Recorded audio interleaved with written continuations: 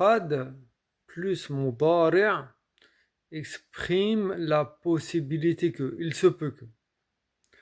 Par exemple, tu diras قد تكون المعصية رحمة للعبد.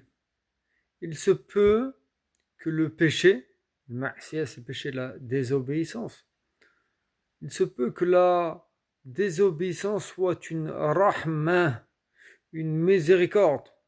On connaît tous la racine Bismillahir Rahmanir Rahim. Il se peut que la désobéissance soit une rahma lil abdi, pour le abd, pour l'esclave. Abd a trois pluriels. Ubbad, comme Tujjar, Kuffar, Abidoun, et Ibad. Ibadullah, on dit. Dans les khutab du Jumu'ah, on peut entendre dire Ibadallah. Ok.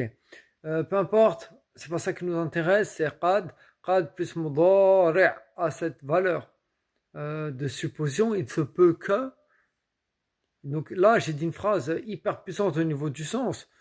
Parce qu'il faut les mots, faut les méditer. Ce qu'on nous dit, ça, je l'ai entendu dans une vidéo de Cheikh Abdel Razak Al-Badr. Il n'y a pas que lui qui dit ça, les ulama disent ça. Il se peut que le péché soit une miséricorde pour l'esclave. Comment ça? Il se peut que le péché dans lequel tu es t'amène à une adoration. Par exemple, tu étais dans le péché du vol. Tu t'aperçois que c'est mal. C'est pas bien de voler. Tu fais une introspection, tu te remets en cause. Première chose, tu te repens. Se repentir est une adoration. Donc, le péché t'a ramené dans un khayr qui est tauba, le repentir. Et ensuite, par exemple, tu donnais de l'argent aux pauvres, tu faisais la séquette. Donc, tu vois bien que le péché dans lequel tu étais t'a ramené vers le bien. Autre exemple. Tu étais dans le shirk billahi azza wa jal.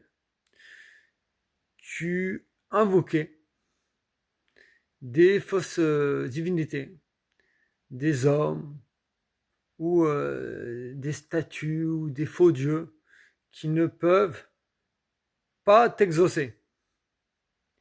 Et tu t'es aperçu de ça. Tu dis astaghfirullah. Tu t'es repenti. Et après tu t'es tourné vers Allah subhanahu wa ta'ala.